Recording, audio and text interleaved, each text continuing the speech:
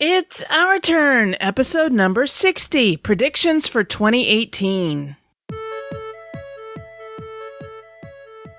In this episode, Sarah, Graybill, and I talk about our predictions for 2018 in the gaming hobby, and I interview Kara Peavley and Mark Burke from Kolossal Games about starting up and running a game publishing company.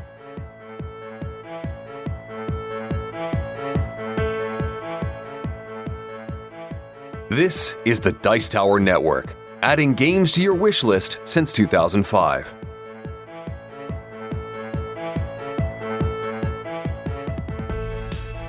Hosting for this episode is generously provided by our fantastic patrons on patreon.com. As a thank you to our patrons, we post extra exclusive content just for them. If you'd like to help us out by pledging $1 per month or more, please visit patreon.com/OurTurnPodcast. Every dollar helps to keep this show going strong.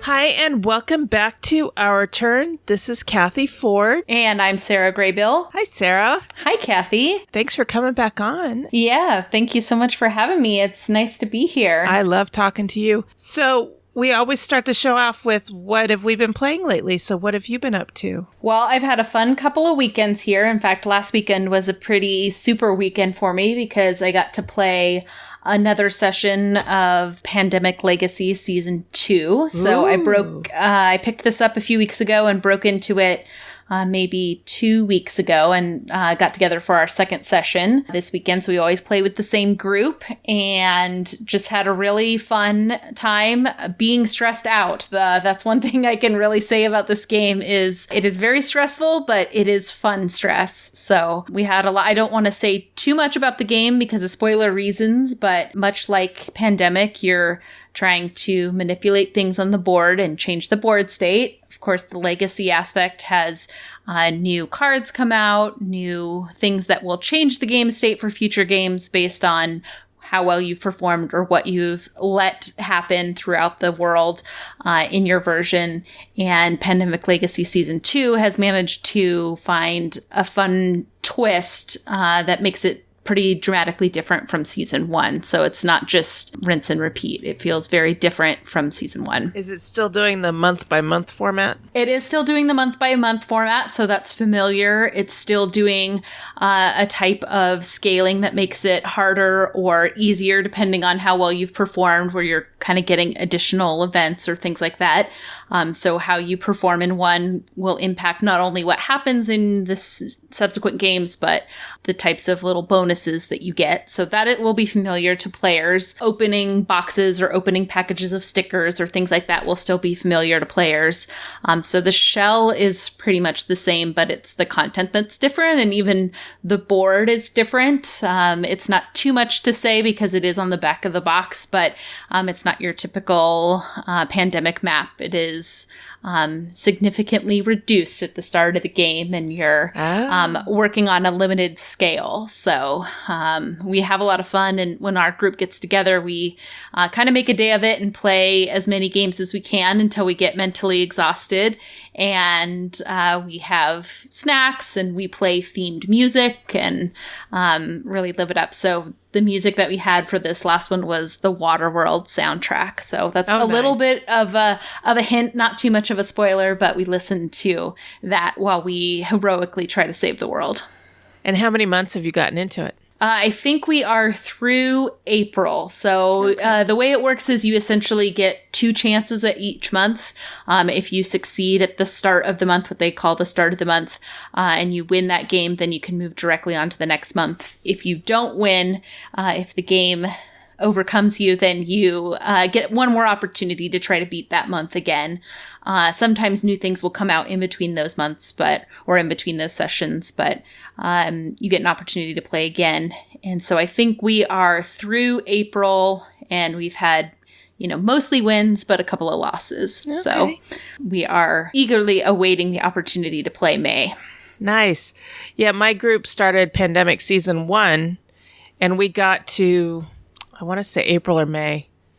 And then we didn't get together again right away, and now one of our group has dropped out and is not interested in doing it anymore. So we're trying to figure out, do we bring in somebody else? Do we have somebody play her characters? So, it's just a matter of figuring it out and getting back to it. But yeah, that is definitely a challenge of the game, is finding a group that is committed, because the way the game is structured, as you've seen, is that it probably works best to have the same people every time. There's nothing in the game that prohibits you from switching out players and adding new players, but it's just getting them up to speed on what has happened. And because the narrative style of the game, it really lends itself well to the same group playing. So you kind of have that shared history of what's happened and the decisions you've made. Mm-hmm. But I'm sure you'll be able to find somebody else, maybe somebody else that has played before that can play without guiding you too much. Or yeah, I've been thinking about that. One of the people that I know that's played it before is kind of an alpha gamer.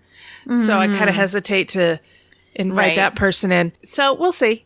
We'll see. Yeah. It's sitting on our game space of temporal insufficiency. So we'll I wish you luck in getting back to it. I think season 1 was a fantastic experience. And if you can get to it, I think you'll really enjoy it. There's still many more surprises left to come. And I actually got an opportunity to playtest season 2, so Oh, really? Kind of know what's going to happen, but I have forgotten most of it. I can be thankful for a bad memory in that sense. And I'm sure some stuff has changed, but it still feels really fresh and new. And we're not getting to play this coming weekend. We have to wait until kind of just before the new year before we play again. So we might play a couple of days back to back to make up for it, because all of us it's John and myself, and John and I both played season 1 together. And then we have 2 new players to the Pandemic Legacy. They played Pandemic, but not Legacy. Okay.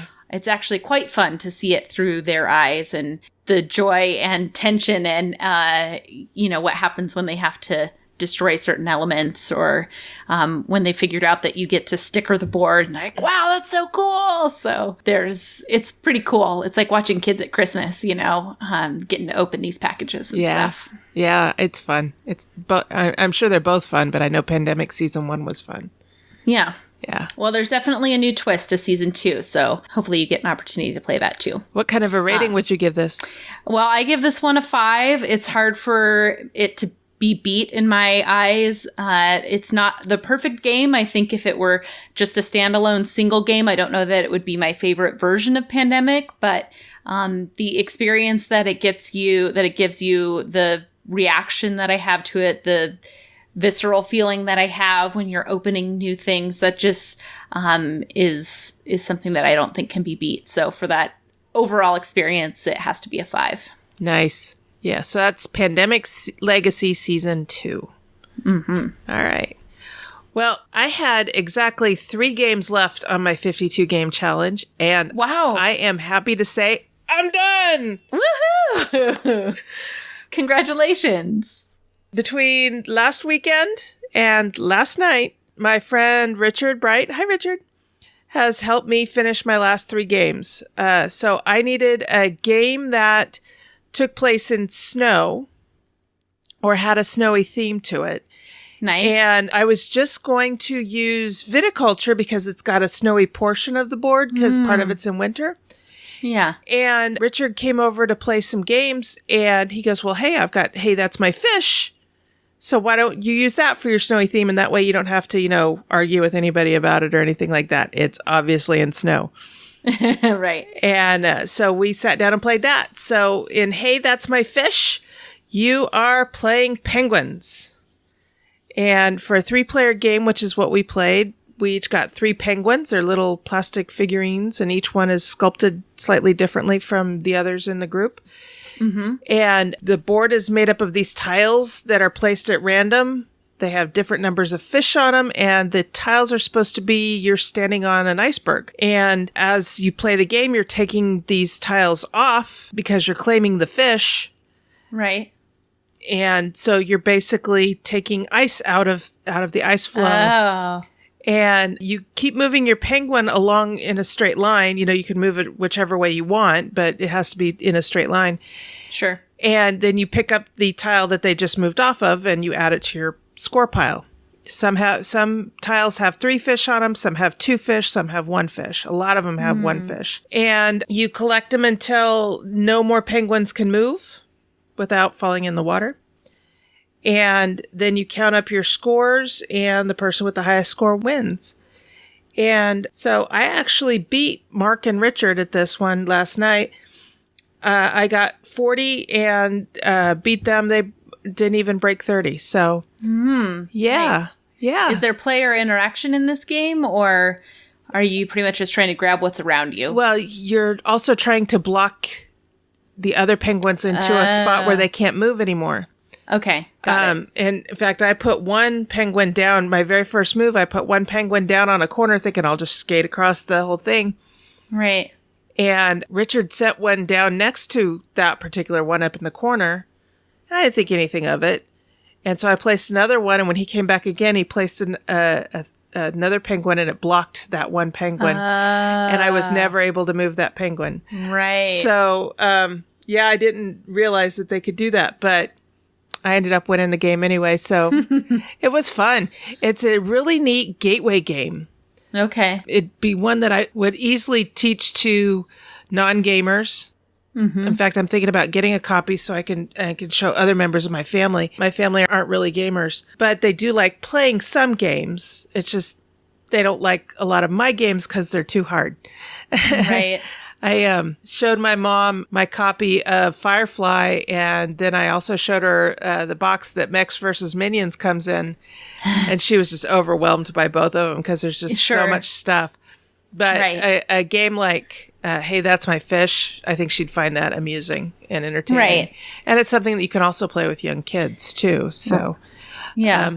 I definitely give that a 4. It was designed by Gunter Cornet and Alvidas Jackalionis. I know I butchered that name, and I apologize. And then it's published by Fantasy Flight Games. I definitely give it a 4. It's lots of fun. And it plays in about 20 minutes. So. Oh, nice. Yeah. So that's Hey, That's My Fish. And it qualifies for my snow-themed game. So. Great. I was happy with that. Wonderful. Well, the other epic part of my fun gaming weekend was last Sunday. I got to play the newest Time Stories expansion, or segment. I guess it's not quite an expansion, but it's campaign. So that was Time Stories Estrella Drive. I haven't heard of this one. You've heard of Time Stories, right? Uh-huh. And Love it. So this one was just released, I think, in mid-November. And it is set in 1980s Hollywood. So it's kind of 1980s film stars. Again, I don't want to say too much because I don't want to spoil anything. As you know from Time Stories, there's always a bit of a twist. But this one was a pretty good experience. I played just with 3 people, we used to have a 4-player group. Now we're down to 3, and I'm quickly realizing that it is a much different experience with 3 than it is with 4. You can't explore quite as many spaces within the same location as you can when you have 4. Or you can't have as many people help you. It's kind of either everybody, there's not enough for everyone to see, or it's kind of 2 people together and then one person's left to fend for themselves. Mm-hmm. So that'll kind of be factored into what we play going forward, the setup we have going forward in future scenarios. But this scenario was interesting. I, being a child of the 80s, I was intrigued by the theme and the genre. I wouldn't say the experience has been my favorite Time Stories experience. I think it was not quite as puzzly as I've liked to see in the past from Time Stories, things where you're actually, having to figure things out on the fly or in a timed situation or whatever, where you're having to solve a challenge. This was puzzly in the way that you have to figure out the best sequence to do things, but not necessarily lots of fighting or lots of, puzzles to do. But it was still an interesting experience. Like with any good Time Stories, there is a twist. So there's more than one deck that you'll experience. There's new things to do. But overall, I would say I've seen other Time Stories experiences that I like better. We just recently played Time Stories Lumen Fide, maybe in shortly after it came out a few months ago. And that one was a very different experience. We really, really liked that one. So it could be a little bit that we are comparing it to that experience too, which I know things by comparison aren't always the best, but it was still a fun time. But I don't think it has to be on any time stories. I don't think it has to be on your to playlist if you're evaluating the best time story scenarios to do. What would you give this one? Yeah, this one I gave a 3.5. Again, just because I think the overall experience, the bundle of what Time Stories provides is so strong. Mm-hmm. This scenario specifically was weak in my opinion, but what Time Stories is bringing to the gaming space is pretty remarkable. And so I think I'll give it high marks just for that. And because I get to sit down with my friend for a full day, 4 or 5 hours to go through a whole scenario.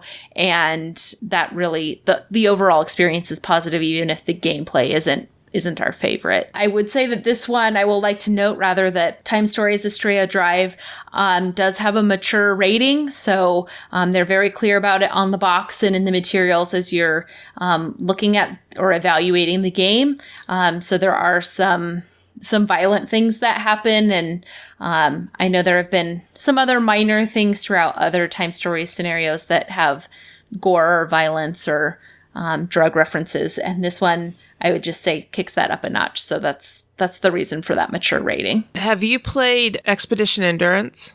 Yeah, I have played that one. What did you think of that one? Let's see. Again, the experience was fun with our group. That was back when we had 4.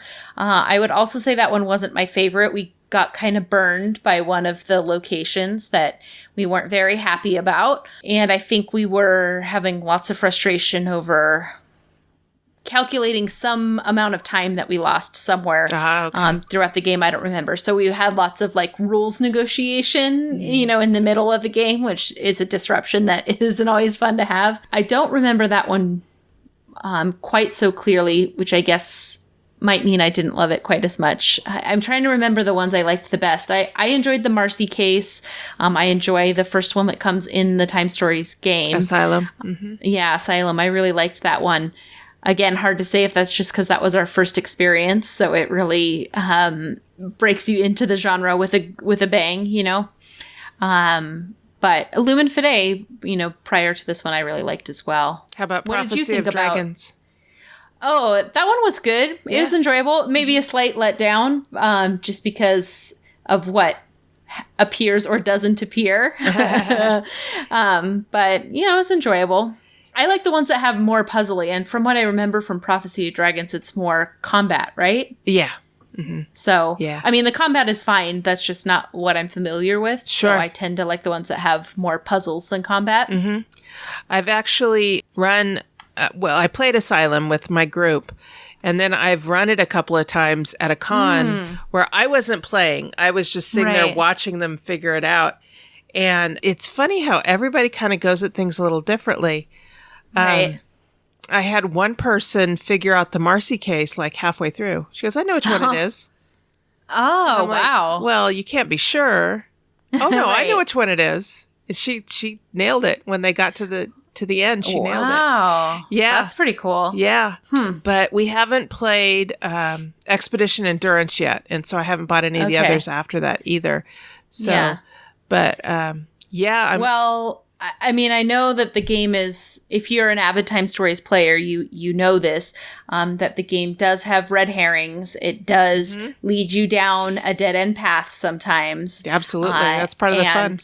Yes. And the game has done that enough to us that now we're in this weird mode of well, clearly I can't trust the cup in front of you, because it's a little bit of this, are you leading us down a dead-end path, or are you faking us down a dead-end path and really it's going to be great, or so I've heard lots of Princess Bride references when talking about Time Stories, definitely. Yeah. So we're in that stage right now where every choice we make, we're is the game going to hurt us, or is it trying to help us? So. All right, so what do you give? Oh, you said you gave this one 3.5. Yeah, I give this one 3.5. Okay, yeah. All right. Excellent. All right. My next game I ended up using for a game related to your job or career. Oh, interesting. And initially I was going to play Pandemic because I work for a healthcare company. Mm-hmm. But what I do at a healthcare company is I do training. And so anyway, we just finished playing this game called Epic Resort. Yeah. And in Epic Resort, you train your staff into better positions. So, you can train the basic wait person, I forget what he's called, and train him to do, say, be a concierge or something like that. Right. But basically the idea behind this particular game is that there is this resort where RPG heroes like, paladins and sorcerers and the like go to relax. Okay. But naturally, the villains want to go where the heroes are, so they attack. And there's also a Cthulhu Kraken type beast that attacks when you get to a certain point. Interesting. And so then your heroes, because they're heroes, they come to the rescue and they try to, save the resort. And so then you get points based on that. It was a fun game. It was a lot of fun. I lost terribly.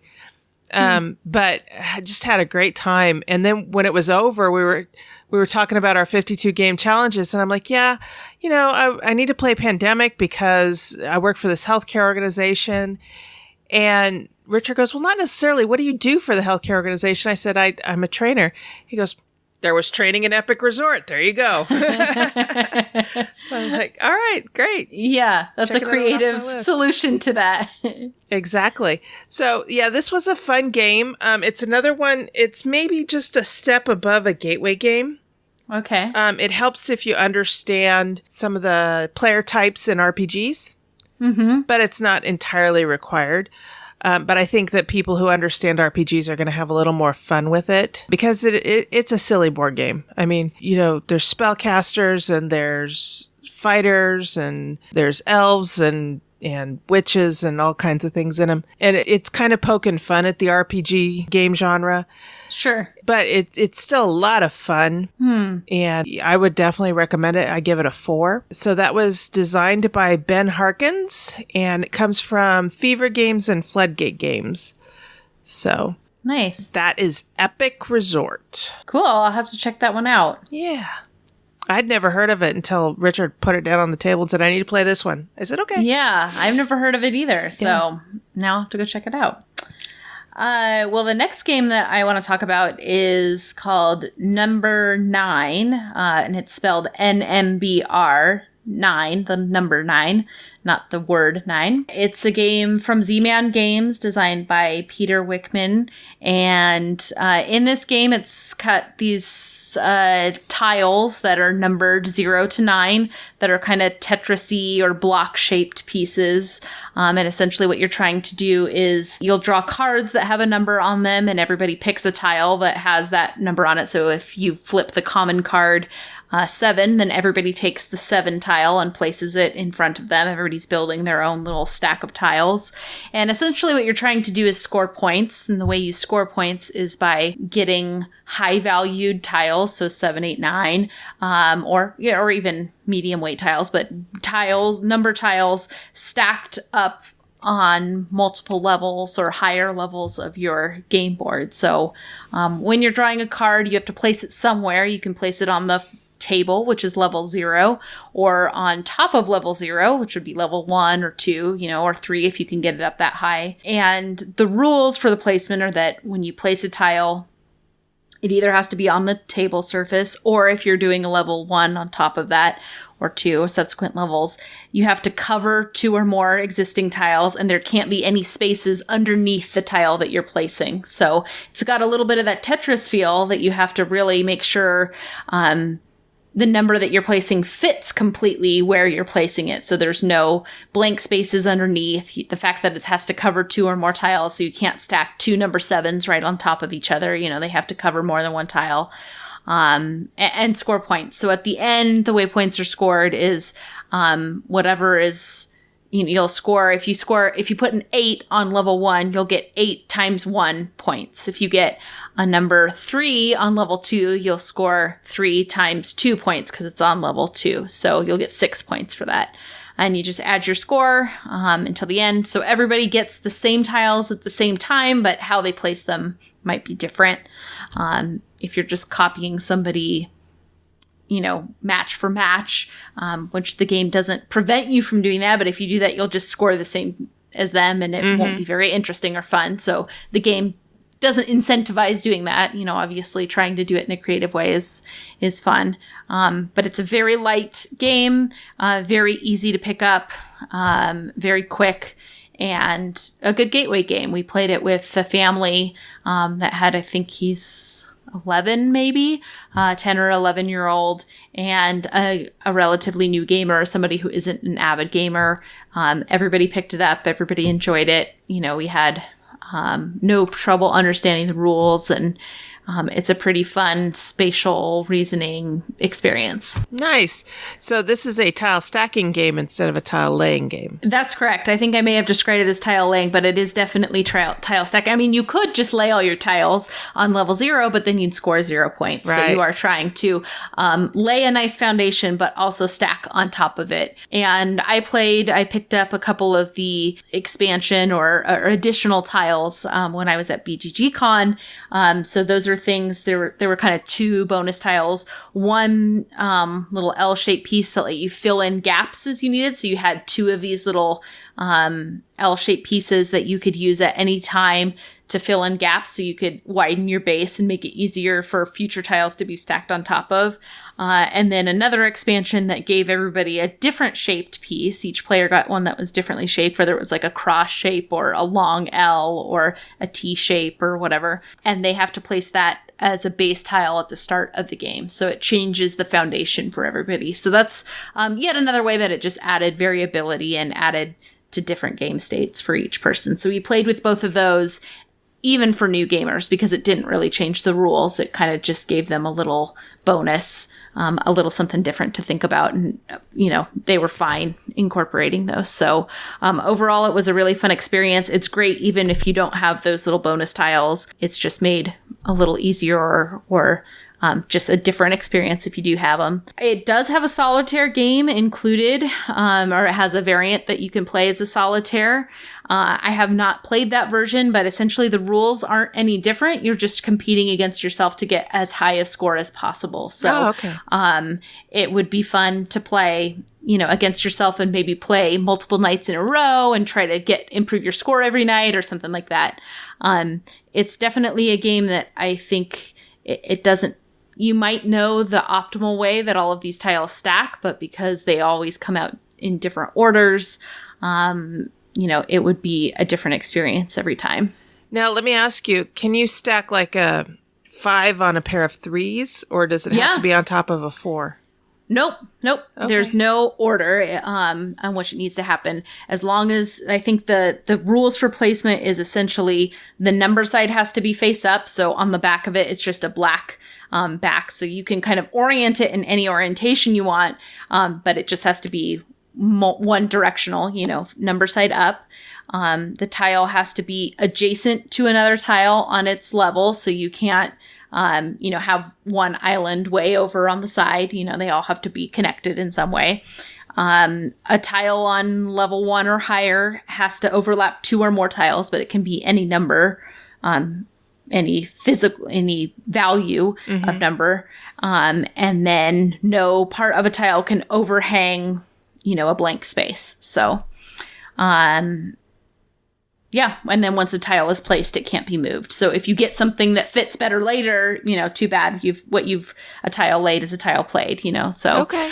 It's a great experience. It is pretty, it's very colorful. It's fun to do, and quick game and a great gateway game. So I think I rated that one a 4. I would gladly play it again anytime, and I'll be introducing it to some people when we do our family Christmases, because it'll be a good filler game while somebody's cooking in the kitchen or whatever. You can easily play this one. So that was number 9 by Z-Man Games. Neat. I've heard of this one, but I've not yet seen it. So yeah, I'm looking forward to trying to find that one and get it played.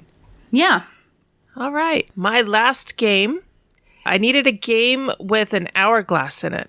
And it could either be an hourglass used as a timer or an hourglass in the artwork somewhere. It just had to be somewhere with an hourglass in it, something with an hourglass in it.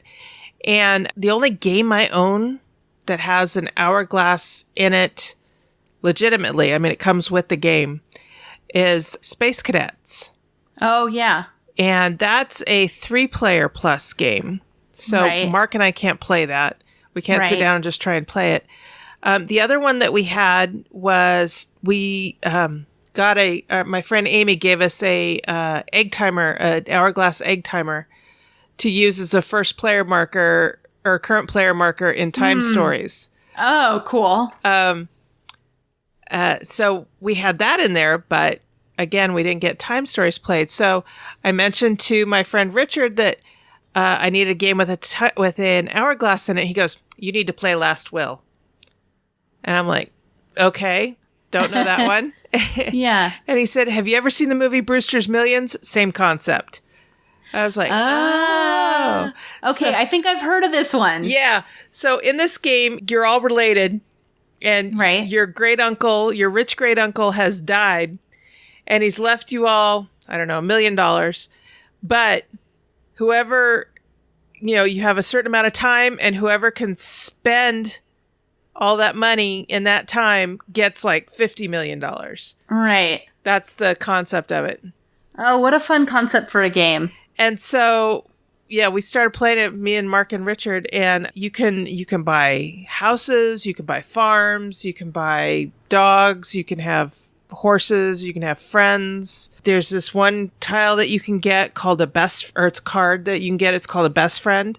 Mm-hmm. And the first one I got, best friend, didn't cost me anything, gave me an extra action.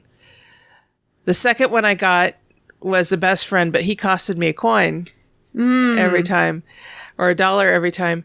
And then the third one I got was a best friend, but he costed me $2 every time. So I was like, all right, woo! Right. And you're trying to get your houses to depreciate. So you're not using them, because if you used them, you'd be keeping them up. So you're trying to leave them neglected. Okay. Got it. So they depreciate, and then you sell them for a loss, and then you go spend your money. Right. So it's that kind of thing. It's not a wealth builder, but it kind of is, because if you win, you get the inheritance.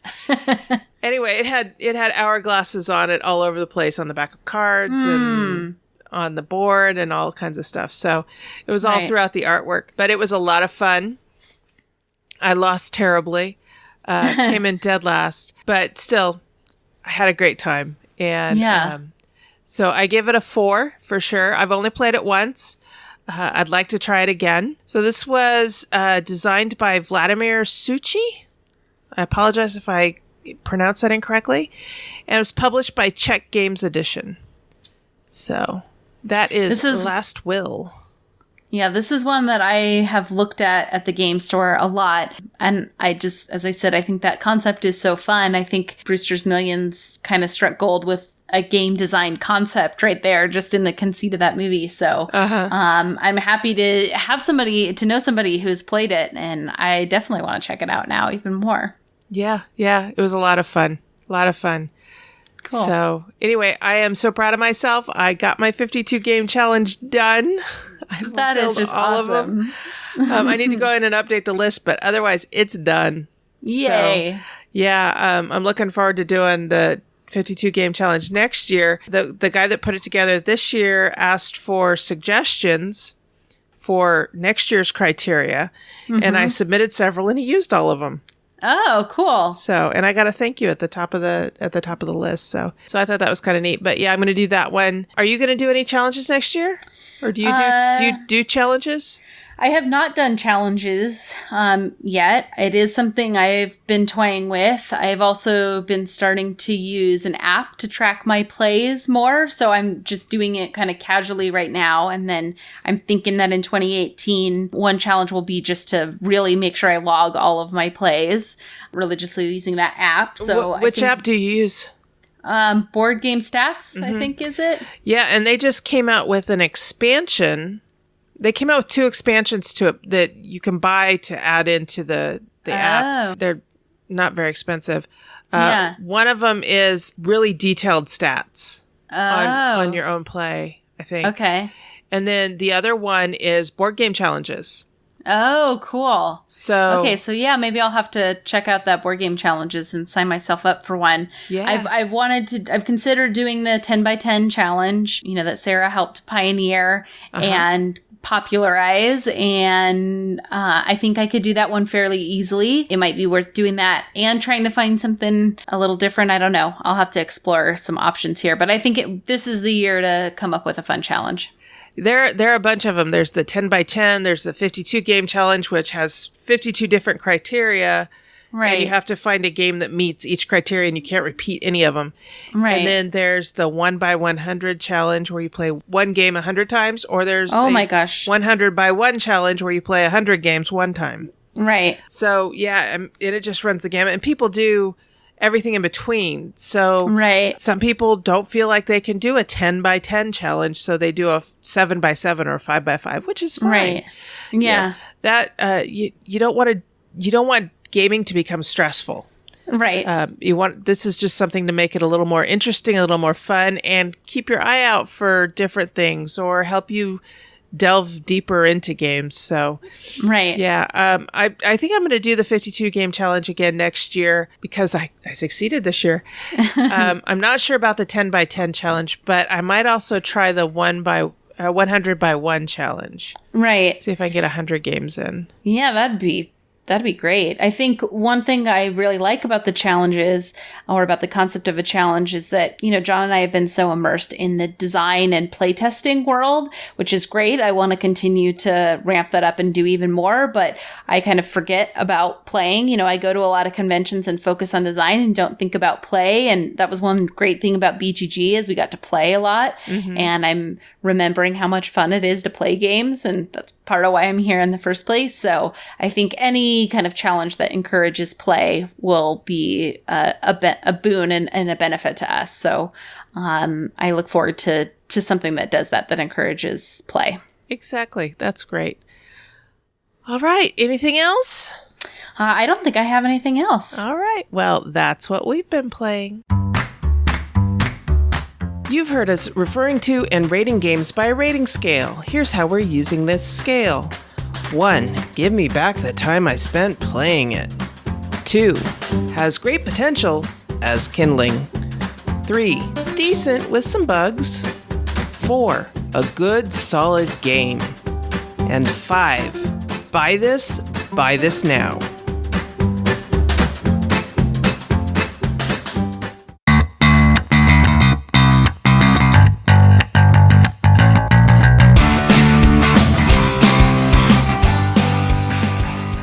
Okay, today for the interview, I am joined by Kira Peavley and Mark Burke.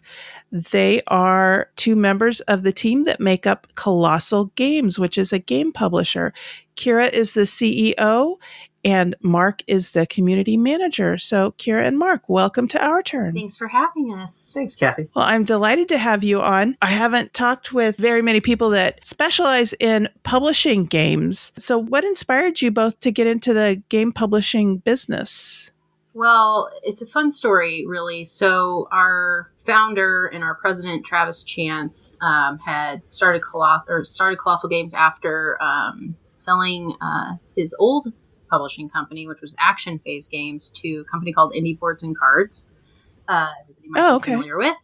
And he worked with them for about a year and realized that he missed doing all the stuff that he was doing before, and decided to found Kolossal. And myself, I was there from the beginning with them, helping with their first Kickstarter as a contractor, helping with marketing and all of that fun stuff, and just really enjoyed being a part of that team.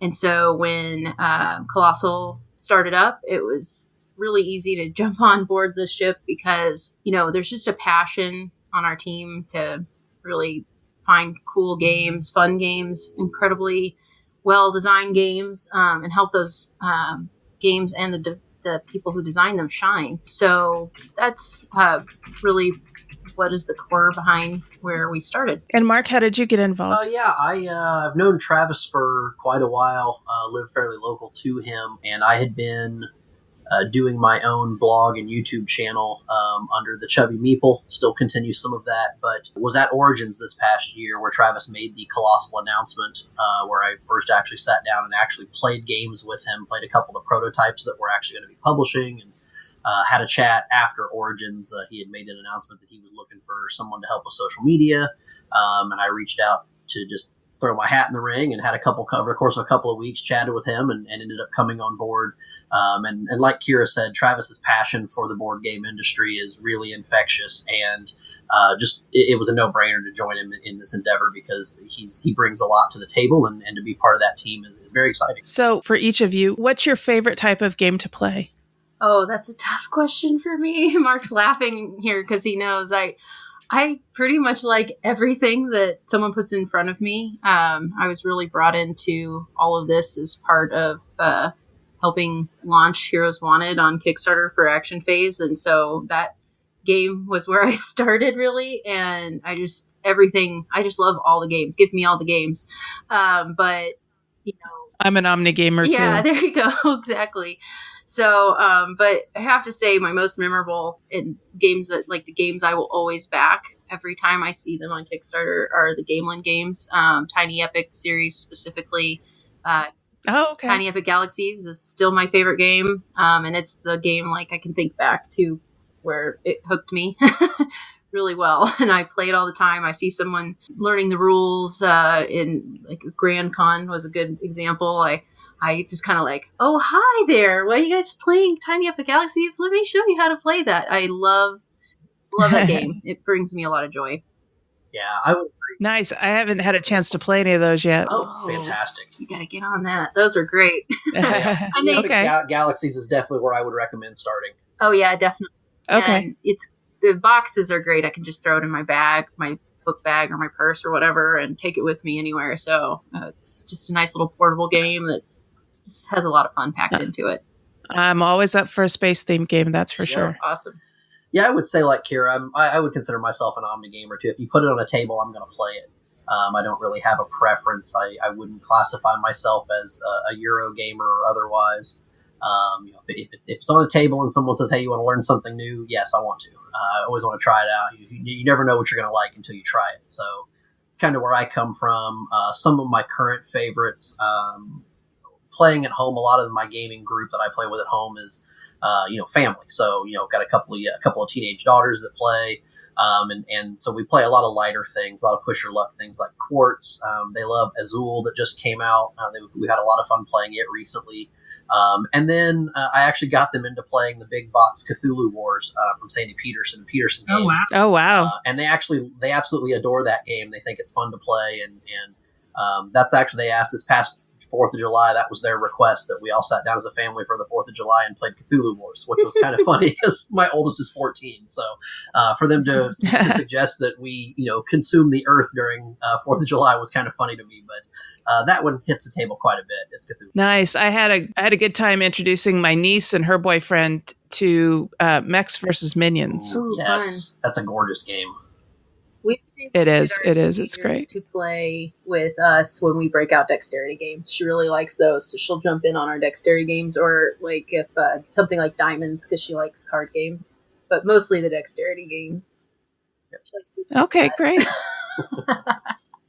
Yeah, I have a hard time getting any dexterity games to the table, but I find that when they do get to the table, I really enjoy them.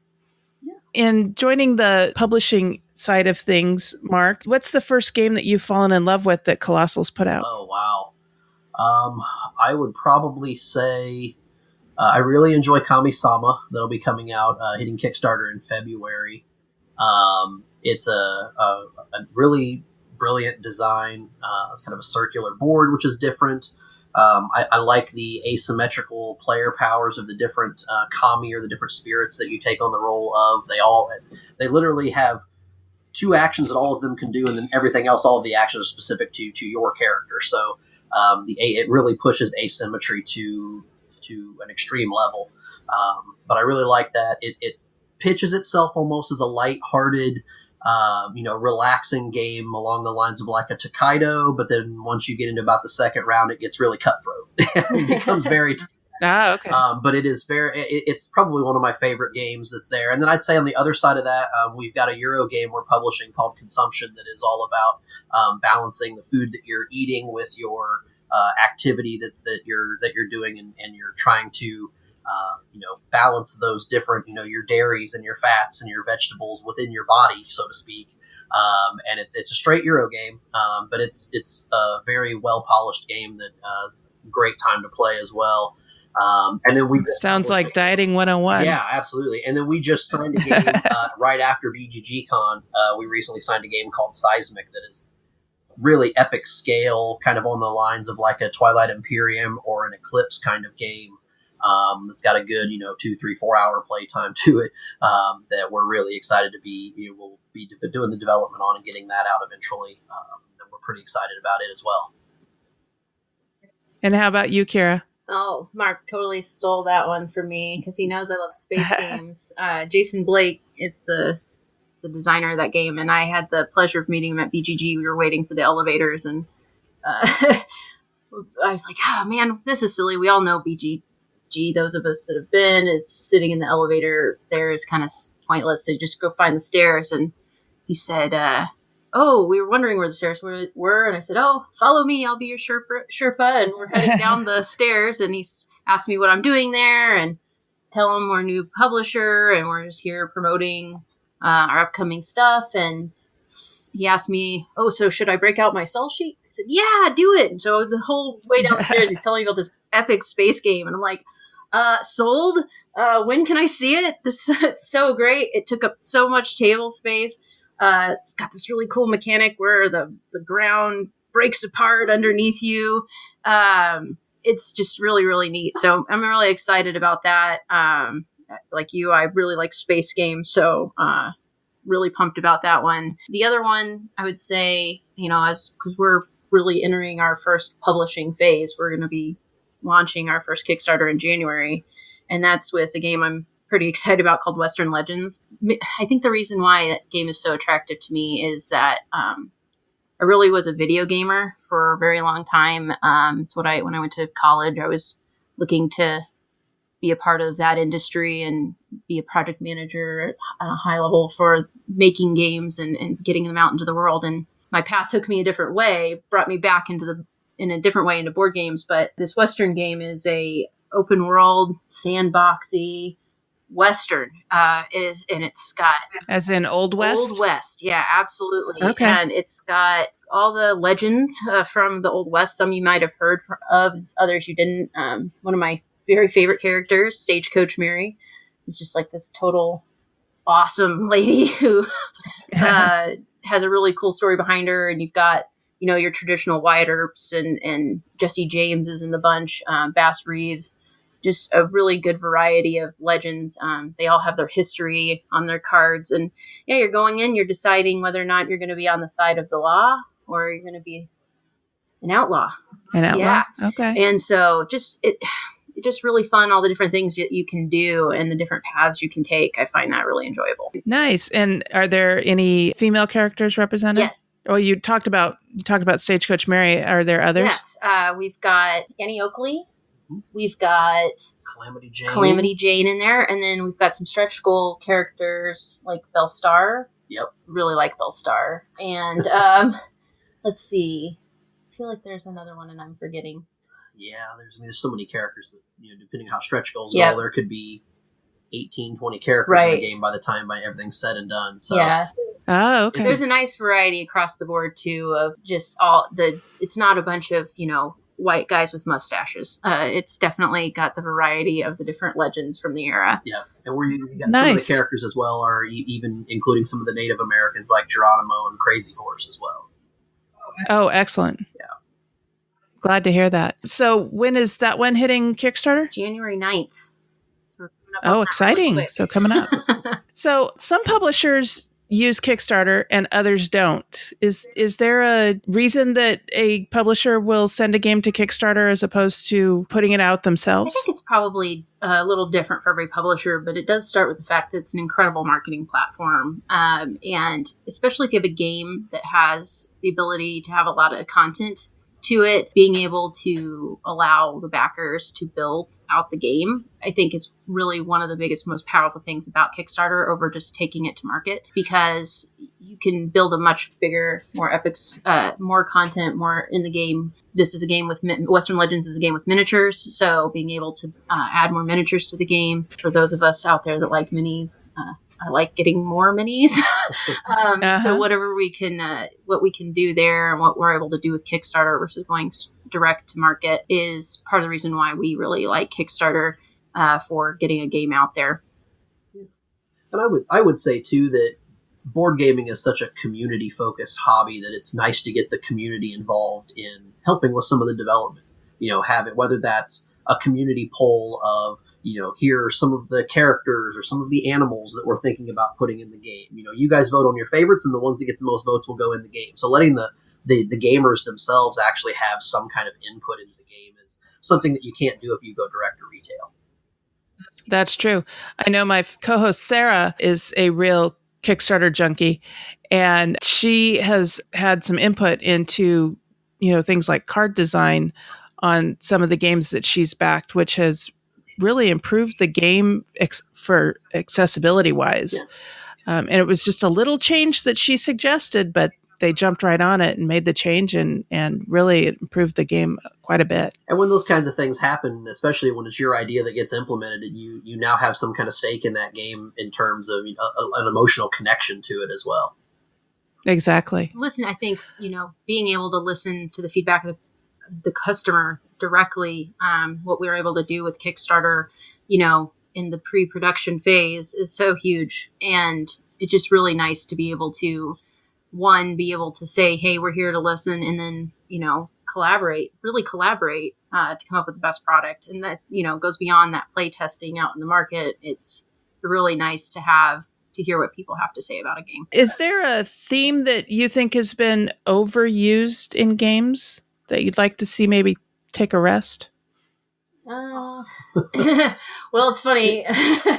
Mark's wearing a Cthulhu shirt today. Yeah. And I know it's like one that there's a lot of out there right now. You want to talk about that at all? Yeah, I would say, I absolutely love, I mentioned Cthulhu Wars being a favorite at my house, and but I feel like there are a lot of H.P. Lovecraft Cthulhu games. It seems like every time you turn around, there's a new Cthulhu game that's come out. But to me, I don't really see that the theme is what's overdone. It's more how that theme is implemented that gets overdone. I can look at zombies and say, if every zombie game out there is I move my guy into space and I throw some dice to see whether I kill the zombie or it kills me, those start to get old. But it's not so much the zombies that's old, it's the dice chucking and that mechanism that's old. But if you can take a quote-unquote overused theme and flip it on its head, I use Cthulhu as an example of that. In the original days of Lovecraftian games, it was we're all the investigators and we're trying to stop this elder god from awakening and devouring the world. But now recently I've seen games come out, I think Fate of the Elder Gods that came out earlier this year, where you actually take on the role of the cult who's trying to awaken the god and avoid the investigators. And having that flipped on its head, I think helps that theme stay fresh. And that's where I think publishers need to focus, is if you're going to do a zombie game or a Cthulhu game or a pirate game, you've got to find some way of making it feel new and fresh so that it's not just another game with that theme. Yeah, one of my favorite games in the zombie genre that I think does a really good job of that is Zombie Dice. Yes, it's dice chucking, but you're the zombies. Yep. Instead of being the ones running from the zombies or trying to kill the zombies. So it's such a simple game. You can it's another one of those you can just drop in your purse and you can play anywhere. In fact, it has an expansion that I just used as my Christmas game when we reviewed holiday themed games. So yeah, I like the way that Zombie Dice has turned that genre on its head. Keeping it fresh is important. Now, what about a theme that you haven't seen a whole lot of that you might like to see more of? Oh, wow. I feel like I could say something and somebody would tell me a game I hadn't heard of yet or played yet, but for me, it's just being surprised by new things. I just got my copy of Photosynthesis yesterday, and just a surprisingly fun look and beautiful game with an interesting theme to it. I was when I was getting that game, I was talking to somebody about a game about visiting national parks, and I was like, I'd never heard of a theme like that. That sounds really cool. So for me, it's just I like to be surprised by new things. But Travis, our president, actually had mentioned a cool idea about like a narrative style game that uses amnesia and memory to tell a story, like Memento. I don't know if you've seen that movie, and that would be pretty neat. Yeah. Mark, you had a good idea for. Yeah, I think with so many new games get published, every year, that it gets really difficult to find a theme that is truly unique. I think of earlier this year, they had a Kickstarter for a game called Petrichor, where the players were rain clouds. And you're literally dropping rain on these fields and growing flowers, and then you have to get your raindrops back through evaporation. But when I saw that, I was like, that's a really cool theme. But, it's really difficult to find something. It's like Kira said, if I say, hey, this, it'd be great if someone made a game about this, and then someone says, oh, well, they made this game, check this out. But I think, I've always thought it would be kind of cool to have a game out there where maybe you were running your own nonprofit or a charity organization of some kind. So, that would be interesting. Yeah. So, you not only do you bring the donations in, and you have to do different things in the game to bring in so many donations, but then once you've got those donations, you then have to balance how you're going to quote unquote spend that money. I mean, obviously the donations are being brought in to supplement a charity or help with research or whatever it happens to be, but you also have administrative costs on the back end you have to cover. You have to pay for advertising, and you've got staff you've got to pay for it. I think it would be interesting to kind of have a game that kind of did a little bit of behind the scenes of what a nonprofit or a charity work looks like. Yeah. Nice. Now, I recently just played a game that might be similar to that. It's called Dogs. Have you seen Dogs? I have seen Dogs. I haven't had a chance to play it yet, but I liked the concept of rescuing the animals and kind of nursing them back to health and getting them adopted. I thought that was a cool concept for a game. Yeah, that was, and it was a lot of fun to play too. We initially missed a rule that made money really tight. Oh, not following that rule made money really, really tight. But once we discovered we'd missed that rule, it totally transformed the game and made it much more fun. But yeah, you're running a dog rescue, so not quite as detailed as what you were talking about. That sounds kind of like a nonprofit version of Monopoly. Yeah, it would have to, which I think would be wonderful. Yeah, and it'd have to be done in a way that was intriguing and interesting to today's gamers too.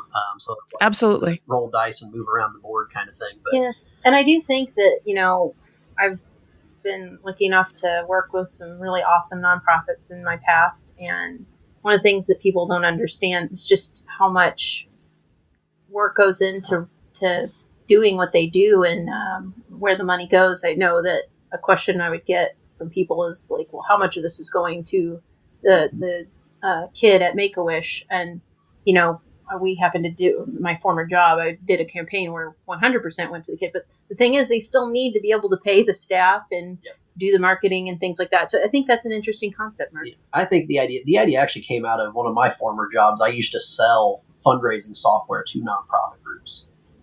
Okay. Software that was used to track exactly that, the money coming in and the money going out. Where's it going once we've got it? And just now that I've dove more headfirst into the board gaming, and looking back at past jobs that I've had and how some of those things could be turned into themes for games, that's one that always stood out to me, because it's an interesting balancing act between supporting the group that you're raising the money for and still paying your own people and your own expenses. Yeah, it's funny how we can sometimes look at things we do in our jobs in the context of board gaming. As you were just talking there, I was thinking something my friend Dwayne said. He got this job working for an airport shuttle company, and he was a dispatcher, and he said that his job was worker placement resource management.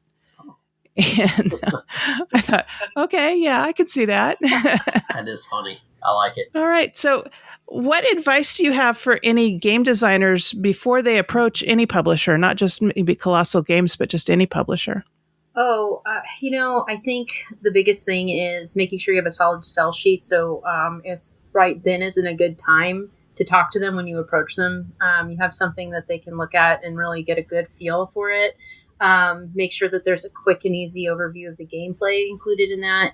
And, your 1 minute pitch, because that might be all you have to get in the door. But another thing that I hear Travis say a lot, since he manages all of our development, is that test your game until you hate playing it. That's usually a sign that it's ready for the next step of things. Because publishers are typically looking for products, not just concepts, something that they can help take to the finish line. And I would say when you're pitching to a publisher, knowing whether that publisher is going direct to retail or they're going to use Kickstarter is huge as well, because if you've got a game, you may have a great game, but it may not be suited to a Kickstarter audience because there's not a lot of content that can be added. You can't do a lot of component upgrades to it, from a stretch goal perspective. And so, if you know that your game doesn't suit the Kickstarter audience, then you can kind of guide yourself to the companies that are not using Kickstarter as their platform that are going to go direct to retail. That's a good thing to know as well. And along the lines of test it with multiple groups. Don't just test it with your closest group of friends and the same 4 to 6 people. You want to get different perspectives from different eyes. When you get it to a point where you and your buddies can play it in a half an hour, and it may be a game that normally takes an hour to play, then it's probably time to take it out and test it with another group as well. Yeah, and there are a lot of really great resources available online for playtesting. I would say, one of the things that I think is probably difficult for people is taking the emotion out of it when you're in the middle of a playtest with people and they don't understand something. You want to attempt to fix it mid-gameplay. And the point of playtesting is to allow the players to work through that, so you can find the spots that are rough and polish them. So there's a lot of really good resources out there. I believe it's boardgamedesignlab.com had some cool stuff worth checking out. There's just a ton of resources if you just do like a quick Google search on playtesting. I remember reading an article once that was really interesting about reading nonverbal, because some people aren't as willing to be honest with you. They don't want to hurt your feelings. And so being able to work with them to pull out what they're thinking and reading them a little bit. So just really taking the time to make sure that your playtests are useful to you and not just what you want to hear. That sounds like great advice. Now, once a designer has brought a game to you and you have signed the game, what is the process that the game goes through after that? Is there more playtesting? What is the development process?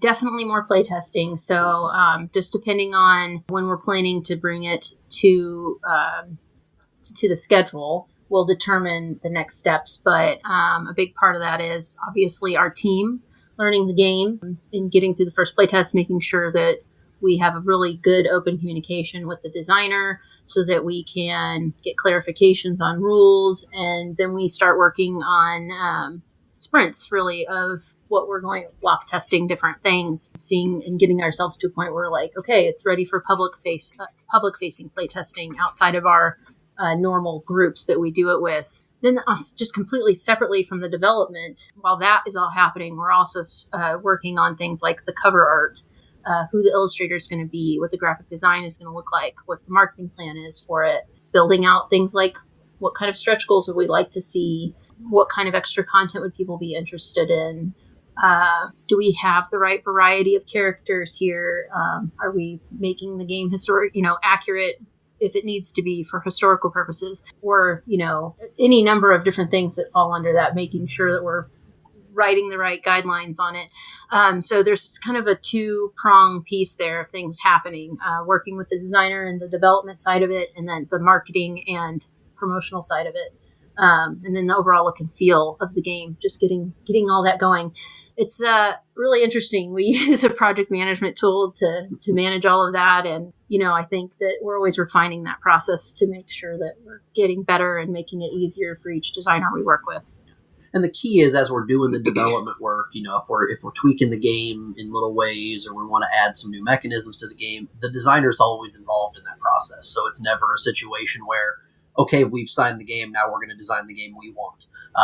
We're always working with the designers as part of the development to say, we like this idea, but what if we tried playing it this way to see how, and we may try a couple of play tests with an idea and see that it doesn't work, and we go back to square one. So, but keeping that open line of communication between not only designers, but our graphic designers, our illustrators is one of the things that we pride ourselves on. We always want to make sure that those folks that are helping to bring these games into the world are, they feel like their input is valued, and we're taking them, at their face value, and not just, we're listening and then kind of go do our own thing. We want to kind of set ourselves apart from that, from other publishers. Excellent.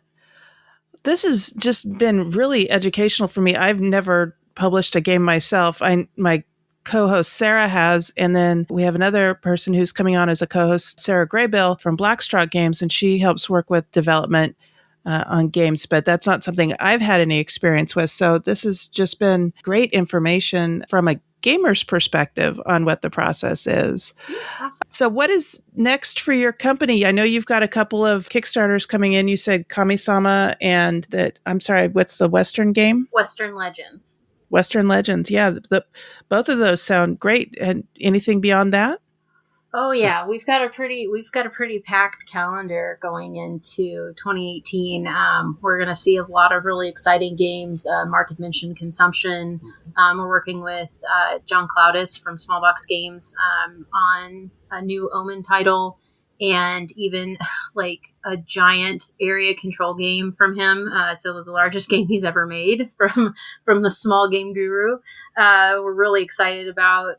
We mentioned Seismic. Got some cool other things kind of in the pipeline that are percolating right now. Yeah. We just hired a full-time graphic designer, or we're in the process of hiring a full-time graphic designer, I should say. It's not official yet, but we're very excited. There's just a lot on the horizon, but I mean, more than anything, we're looking for ways to bring more awesome games to life. Yeah. Yeah, we got, I'd say in the forefront, we're looking at Western Legends Kickstarter on January 9th, and that'll be followed about a month later by Kami-sama, February 20th. So we've got those Kickstarters are going to run pretty much back to back. But it's an exciting time, and those are just the first two games in 2018, and there's a slew of 7 or 8 through the first year that we're planning. So we've got a lot going on, and I think people are going to see a lot of Kolossal Games starting in 2018. Fantastic. That sounds exciting. Well, I want to thank you for coming on, and I hope you'll come back when some of these games are hitting Kickstarter, and come back and tell us about them. Absolutely. We'd love to. Yeah, that'd be great. Thank you. It's been awesome being on with you today and talking with you about the games and kind of sharing the new perspective. It's been fun. Yeah, definitely appreciate it. Fantastic. So how can people connect with you online? Yes, we are on Facebook, Twitter, and Instagram, all at Kolossal Games. That's all one word, so no underscores or anything fancy like that. That is Kolossal with a K, so Kolossal Games. Again, Facebook, Twitter, Instagram. We are on BGG as well. You can subscribe to us there. And then we have our website, kolossalgames.com, where we're always putting up new news about the games that are being published. We've got some designer spotlights and some spotlights on our illustrators that are up on the website as well. So you can check us out at any of those places. Fantastic. Well, thank you so much for coming on. It's been a delight talking to you. Thanks, Cathy. Same to you. Thank you. Today's Hot Topic is brought to you by BoardGameTables.com. Sarah, have you ever tried to play a game on a table that's too big or too small? Yes, I have. It totally takes away from the fun of the gaming experience. Have you ever had anyone spill a drink on the game table and ruin the components? Yes, it's a horrible experience watching water, or worse yet, sugary drinks flow across your game table and game components.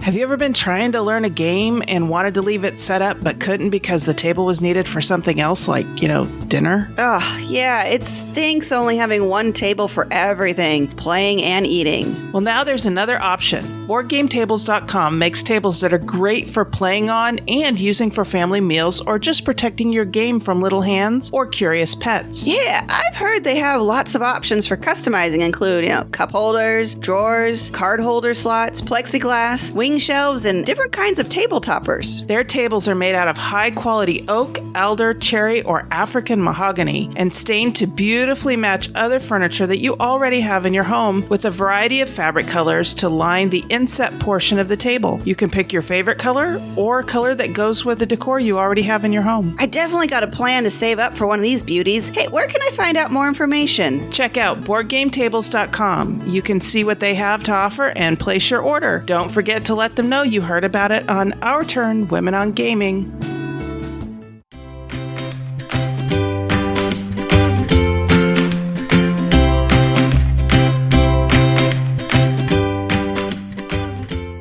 All right, and now we're getting into our hot topic and the meat of the podcast. And today we are talking about 2018 predictions in the gaming hobby and industry. Now, I am not a person in the gaming industry. I'm kind of an observer off to the side. So I am very pleased that Sarah Graybill is here to join me because she is involved in the gaming industry. And hopefully we can have a good discussion about what we're seeing happening in 2018 or what we think will happen in 2018 with the hobby and the industry and things like that. So thank you for joining me, Sarah. Thank you, Cathy. I hope I can contribute intelligently to this discussion. I am in the industry, but not a major player, but hopefully I can still have some insight here to share. So let's start off with the hobby as opposed to the industry. Sure. So the hobby is people playing games. Do you think that will grow or contract or stay or be stagnant? What do you think? I think that will continue to grow. I meet more and more people every day that are interested in gaming. I just met a new friend at work a few weeks ago that overheard somebody ask about my trip to BGG Con, and she turned and said, "You like board games? I love board games," and so I'm just meeting more of these people. I think more people are being introduced to the hobby and being accepting of games. At least from everything I've seen, I go to my friendly local game store and I see crowds of people there either playing or shopping or perusing or introducing their friends to games. I think as an entertainment industry, my prediction is we'll continue to see people. They may not have, collections of 500 games or anything, but I think we'll continue to see people dipping their toe in the water of playing games. Mm-hmm. Yeah, I think that people are starting to learn that there's more to board games than Monopoly, Life, and Operation. Right. And Hi-Ho Cherry-O, which fine games. I mean, some people, those are their favorite games, and that's fantastic. But there's a lot more to the hobby than that. Right. And I think when they walk into a dedicated board game store, they're absolutely overwhelmed. Right. I know with my last job, I would take a game in on like Friday afternoon, at lunchtime to play, and I bring in a different game every time. And they're like, "How many games do you have?" Right. I'm like, 200 or 300, I don't know. And their eyes would just get big. There are 200 or 300 games out there? Right. Like, yeah. Right. And then I tell them, something like, "Oh yeah, there were over 1,000 games introduced at Essen." Right. And they're like, "What's Essen?" Right. Besides the city in Germany. and 1,000 in 1 year? So yeah, I think the hobby itself is continuing to grow, especially as people like you and me go out and we take board games with us to events and family things and all of that. I think that really helps it to grow and just kind of being an evangelist for the hobby. Yeah, that's exactly right. It takes people, it takes evangelists, it takes mavens, people who are out there not necessarily intentionally trying to grow the audience, but trying to share their interests with other people.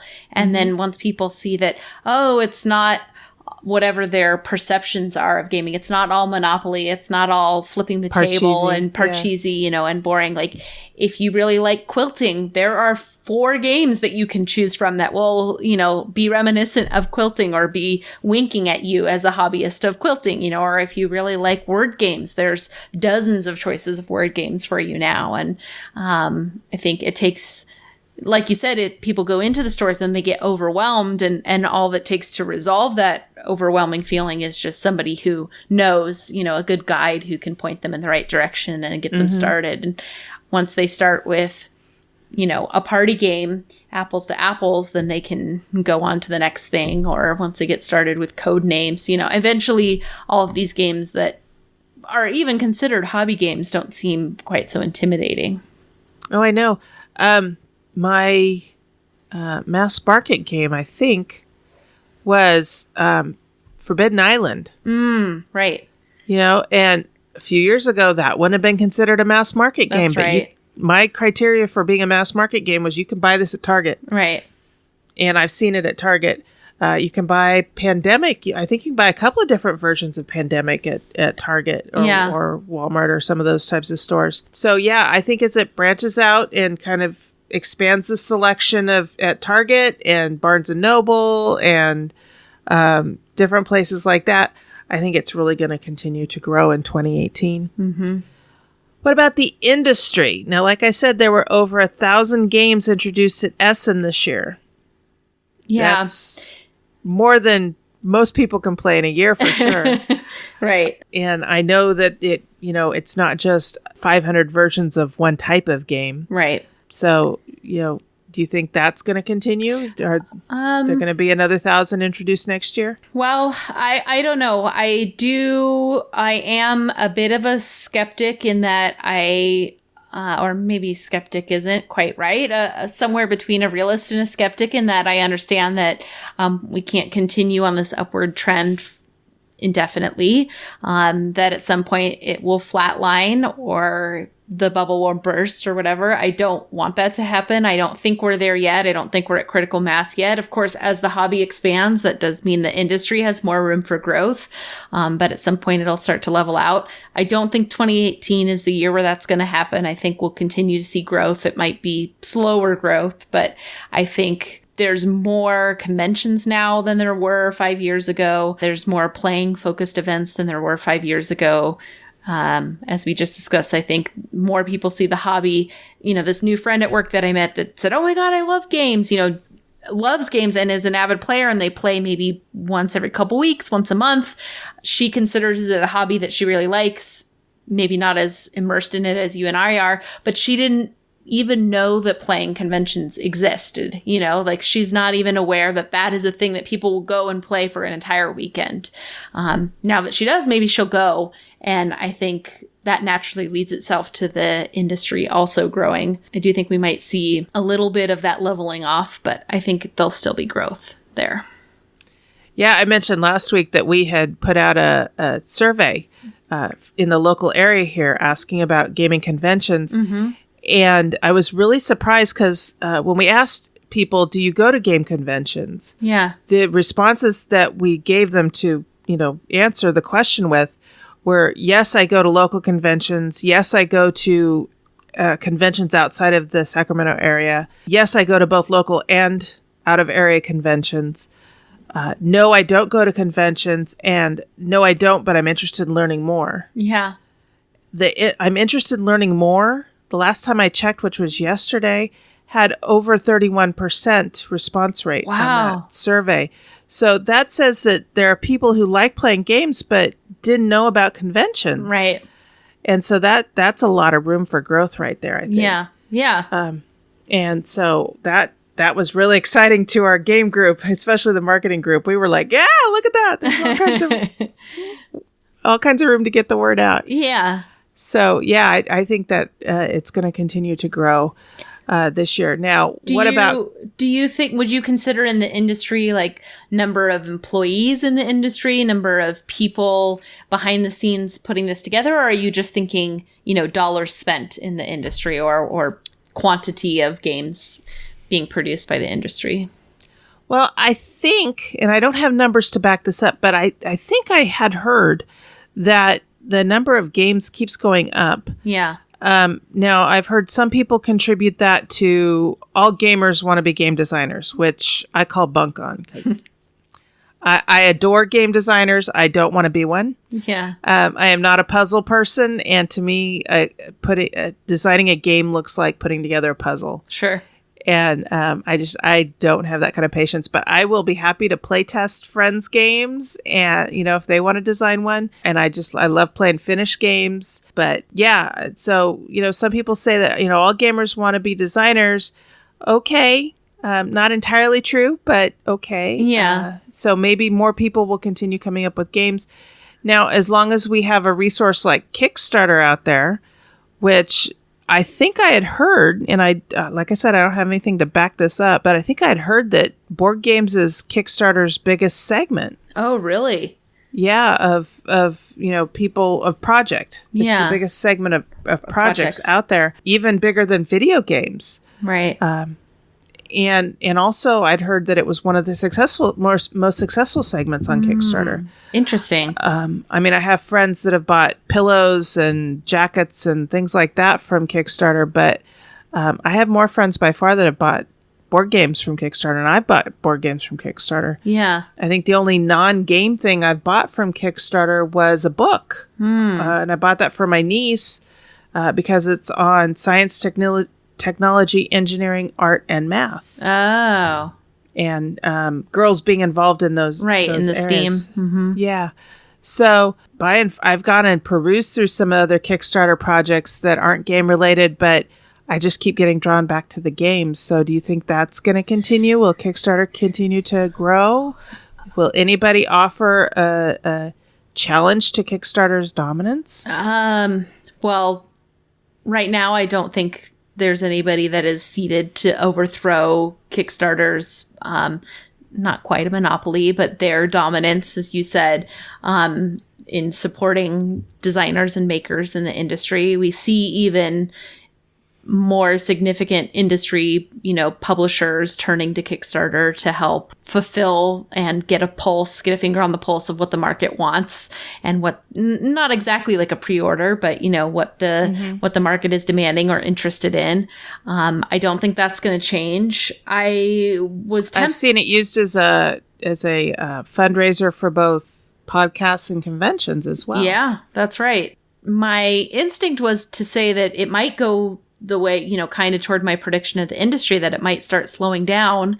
But I think Kickstarter is being pretty savvy in the way that it's reacting to the board game industry. They're doing, not just for board games, but for all their content, they're doing, their Make 100 concept where they just limit or they want the creators to limit the run to only 100 backers, to create these small batch, in the case for gamers, it would be small batch games, that only get delivered to 100 people. I think they're working really hard to support gamers and designers, creators in the best way that they can. So given their savviness in the market, I think we'll continue to see growth. And if we also see other big name publishers turning to Kickstarter, I think we'll continue to see growth there. I hadn't heard that board games are the biggest share of Kickstarter, but it doesn't surprise me too much. It's hard for me to take off my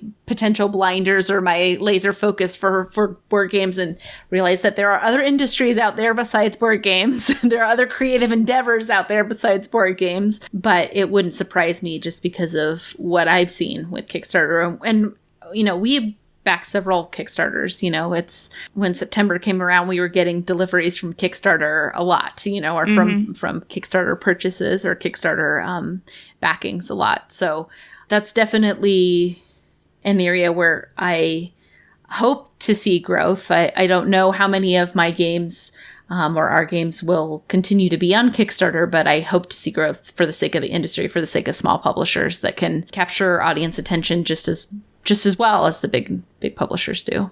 Mm-hmm. Now, one thing that I noticed kind of took off a little bit this year, more so than in 2016, was board game related apps. Mm-hmm. Either accompanying games, as in you need this to play the game. Right. Even though it's a board game, you need this app to play the game. Right. Things like XCOM. Or digital versions of board games. It was a big deal because Seven Wonders came out in an app. Right. There's been a scoring app for it for quite a while, which makes scoring Seven Wonders so much easier. Right. But it came out as a game, Yeah. an app, a game app this year. And I know there's a big frou-frou about that. So do you think that will continue being an upward trend? Yeah, I think even more so. I think we'll continue to see that kind of on par with the hobby industry. I think those will grow. My personal estimation is that they'll grow in parallel, or that the apps will grow a little faster, just because it's one way to reach even more people. So it's expanding the hobby just by having digital apps of games available. I think we'll continue to see apps used in game, as you said, like an XCOM or an Alchemist or things like that. We'll continue to see apps used as a critical component to games in creative ways. There's a drop mix, a DJ game where you're playing cards that have RFID tags, I think is how it's played. I haven't played it yet, but just trying to look at it and understand the technology. So the game itself is a piece of technology, and you're laying these cards and they have different tracks or segments on them. But I think it also works with a phone and will kind of broadcast stuff. I don't know the specifics of how it works, but I know that technology is an integral part of the success of the game actually coming together. It's not just paper and cardboard. So I think there are a lot of people in the technology industry, engineers, technology folks like games. So I think we'll continue to see that marriage happen. We'll continue to see a lot of overlap there of people doing things we haven't even conceived of yet that are using apps or with VR or augmented reality. I think we'll continue to see, those types of things sneak into traditional board game experiences. I have a lot of friends that are strictly analog, that I have a friend that won't play Alchemist because it has an app. You don't strictly need the app. If you don't have it, you can have a non-gamer, check. Alchemist is essentially like a logic game, so you can have, a non-player check the logic. It's not perfect. I haven't done it that way. I've always used the app because the app is so slick and it's pretty awesome. I have a friend that won't play it because of that. I think they're missing out. I think they're being foolish. I think they'll miss out on some of these cool experiences that we might not even know about yet, that may not even exist yet. But yeah, absolutely. I think that'll continue to expand as I do think more games will come digitally. I think that'll be more and more of an experience that we see. Mm-hmm. And I like the way that a lot of these board games that are being, reimagined as apps. Mm-hmm. I like the way a lot of them play. Right. I like that I can play quicks solo. Right. And, it's just, okay, did I beat my high score last time? Right. And, I have a lot of fun with them. They're fun to play when I'm on my own. And I just need something to kind of entertain myself until the next thing is happening. Right. The movie starts or right. the food gets here or whatever. And, I also like the ones, though, where you can play against other people. Mm-hmm. And yes, you may have to wait for the next person to take their turn, and it might take a couple of days, but, right. Okay, you've done your turn, and now it's on to the next person. So, right. Do you remember what the first game you played that involved an app? A game like a traditional board game that had an app component? Yeah. Ooh, I don't remember what that was. I think mine was One Night Ultimate Werewolf. Oh, you know what? That might have been mine too, actually. Yeah, I have actually never played it without the app. Yeah, that might have been mine. I've never also. had anybody say, I'll do the narration instead. Right. It's like, no, let's just have Eric Summer do it because, he does such a good job. Right. Yeah. And then earlier this year, I got to play XCOM at a convention, and that app just literally runs the board game. I mean, it tells you what aliens are invading and what their success rate was. I mean, it's literally you're playing against the game almost like you would in a video game, but it's a physical laid out on a table. You're moving pieces around on the board, and you take your turn, and then the person running the game says, okay, now the game goes, and it tells you what happens next.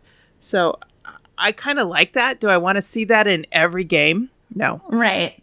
Well, and that's one thing I was going to address is I think when some people think about the future of board game apps, they might be concerned that it's going to overtake the board game industry, that we'll go back to, the heyday of video games, but it'll all be on our personal devices. I don't think we have to worry about that. I think if the industry declines, we'll have other contributing factors that aren't just related to technology or related to apps faults. I don't think, I think people that play the Seven Wonders board game app or the Lanterns app already have and love Lanterns and will play that when they have a game group, but they just have the app on their phone to play before bed, or they have whatever, whatever it is that people unwind with.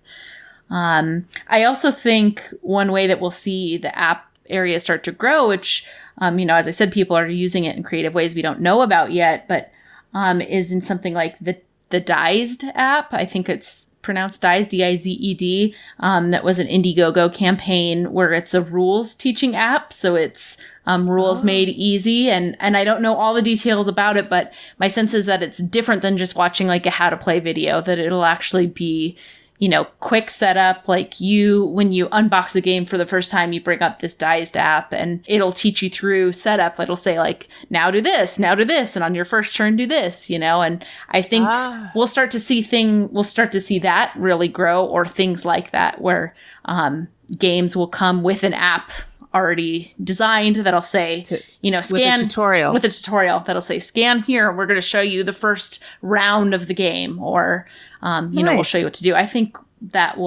technology exists in everybody's pockets all the time. So I think we'll see even more people capitalizing it. And I wonder if game makers will start using like barcodes and QR codes. Yeah, we are. To explain things in games. To explain things. I scan this and it'll explain it to you. I think so, and I hope so. We do see a little bit of that in some of those escape the room or puzzle solving games where you scan something and it takes you somewhere else, or, you can verify answers, or that those games have that built in. I absolutely hope, I believe we'll see that, and I hope people continue to do it where it's takes you to the FAQ, or like there's a rules card and it says, is this rules card confusing? Scan here, and here's an explanation or whatever. So nice. All right. So moving on. Oh, another aspect of apps real quick are score sheets and first player selector apps. Have you seen? Yeah. So I have seen, the first player selector app, Schwazi. That's the one that we use for the most part, which is just a blank screen and everybody puts their finger on the screen and it, digitally picks who the first player is. You can have it set up to pick teams if you want to, so that's pretty clever. I don't know what the market sustainability is for different versions of that type of app. I won't pretend to know, but I think if they can find something new and clever, a good way to do a first player, cool. I think score sheets or digital tracking like board game stats, I think if there's more room in the hobby, then there's more room for those apps too. I'm new to that side of the apps. As I mentioned in the last segment, I'm just now getting my board game stats app up. So I haven't explored it too much, but yeah, what are your thoughts about those? Well, we use an app called Who Starts Playing, which I know is only available on Android. Okay. None of my Apple friends have it, but they use like Schwazi, I think is, the one where you put your finger on it and it picks. Right. So, that works. Who Starts Playing has an oval table and you put down where people are sitting around the table and then it picks one. Oh. So, that works. You can pick first player, you can pick who starts, or you can clear it. I think you might also be able to do teams. So anyway. Do you use those in lieu of doing whatever the start player mechanism is that comes in the rules? Like if the rules say the first player is the last person to visit Portugal, would you do that, or would you do... I do when it's something like, person who last visited Portugal. Well, right. What if none of us have visited Portugal? Sure. Then, okay, let's use the app. Right. The first player criteria can get just as silly as the tiebreaker criteria. Sure. I think I heard recently that one of the tiebreaker criteria for a game is, okay, and if you're still tied, the two people who are tied go out and they plant a tree, and you come back in 10 years, and whoever's tree is tallest, that's the winner. And I'm like, okay, now you're getting ridiculous. Yeah, that really makes me laugh. I don't know that would ever, I think I heard that was a tiebreaker for photosynthesis. Oh, how that's delightful. Makes sense, but yeah, it's like, okay, really, you're being ridiculous if you're still tied. Right. But I find these useful tools. It just gets us started quickly. We don't have to worry about who's been where. Right. Who was the last person to ride a roller coaster or, whatever. Yeah. Because you can run into that problem of, what if nobody here's ridden a roller coaster? Right. Right. It seems unlikely, or but what if two people happen. rode it at the same time? Things like that. Right. Exactly. So, yeah, they're useful, and I like them. I have one on I also have another program on my phone that I use frequently for games, especially ones that don't include scoring sheets in the game. Right. They're like, well, you need a pen and paper. Right. Well, I have one called Keep Score, and you can have more than 8 players. And you tell it how many players, and it provides you an area where you can add up everybody's score and see who won. And you're not using paper. Right. So those are useful and help augment the gaming experience for sure. Yeah. Do you think those will change in 2018? Do you think we'll have different features or, new ones that'll come out, or will it just be kind of status quo? I don't know. I really don't know. I've used Who Starts Playing and Keep Score for, probably the last 2 or 3 years. Yeah. And the new one that you were talking about that came out for Apple for choosing Start Player, okay, that was an imaginative way to do it. Right. But it didn't make me switch from Who Starts Playing. Yeah. It works for me. Okay. Right. I think we're going to see more in the way of game augmentation apps or game running apps. Right. Or board games as apps. Yep. I think that's the area that we're going to see more in, rather than the Start Player and the Scorekeeper. Right. Unless games come with an app to keep score. Right. That I think is a great idea. I understand why a lot of games don't do that, because it's another expense. Right. But if you have a feeling that your game's going to go big, this is a good thing to add to it. Right. Maybe as a stretch goal for your Kickstarter. Yeah. What about board game expansions and sequels? Do you think we'll see more of those? Yeah, I do. In different versions? Yeah, I think that'll continue to be an area for growth. I see a lot of people wanting to capitalize on popular IPs, so, we already see that. We already see things that are coming, that are sequels that are coming out, or expansions that are coming out. That's always been the trend, but I think as hot properties come through, like King Domino, we'll start to see more things like Queen Domino, So whatever the popular games that were really released at Essen, the really popular games, we might see some of those sequels coming out. And speaking from a designer's perspective, I think as a designer, when you design a game, you're already thinking, you're encouraged to, and probably by default, already start thinking about expansions or additional things within that universe. So I think the nature of design lends itself really easily to that concept. And especially if you have a proven track record of pitching a success, that I think people will want more of that. So I think that'll continue to be hot. I don't know if it'll stay on pace with new titles, but I keep saying, oh my gosh, all the games have been made. There's so many games that come out. There can't be anything new. And then people find a way to do new things. So, they reimagine, games with cats or penguins or Right. dogs or, right. Or new mechanisms that we didn't know existed.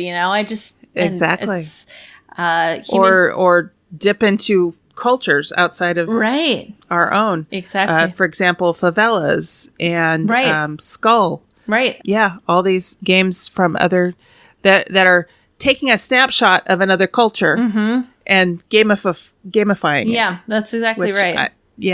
which I think is kind of a neat thing to do. Human don't limit human creativity. I mean, I guess it's not surprising. And being in the creative industry, I shouldn't have underestimated it. But I think we'll continue to see that. And I think even expansions are included in that. Even, I think Queen Domino was a creative sequel to King Domino. It feels different. There's new things that make it feel like a distinct game. And I'm keeping both on my shelf. I'm not getting rid of King Domino just because Queen Domino came out and does these new things and more complex things. There's still a place for both. So I hope that's the case. And I hope some of my favorite games come out with expansions and sequels, because I'll look forward to playing those. Another reason, secretly, this is kind of terrible, but another reason I want to see more expansions is because I try to cap our collection to about 500 games, and sequels and expansions don't count toward that 500 cap. So Dream Home and the expansion still count as one game, not two games. So bring on the sequels so that I can, double my size without doubling my count. Right. Yeah. I think, and this is hard for me to say, I think my beloved Firefly is kept out. Oh, no. I think it's done.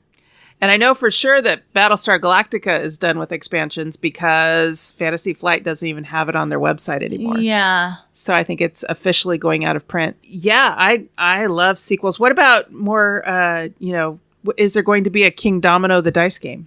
Yeah, that was actually one thing I wanted to say is I do think we'll see new versions of things. So I think we'll start to see the dice game, or things that are the dice game will now be the tile laying game or the card game. I think the dice game and the card game are ripe, and those I would put those in the sequels category. That it's in that universe, it's that IP, but it's reimagined. Yeah, I think we'll see that. I like the way they sometimes take games and turn them on their heads. Mm-hmm. For example, Sarah Reed does not like Pandemic. Right. She's too much of a Care Bear. It hurts too much for her to watch populations perish. Sure. Which, that's perfectly fine. I am going to try and expose her to Pandemic Contagion. Right. Because in that one, you're the virus. Right. Your whole goal is to wipe out humanity.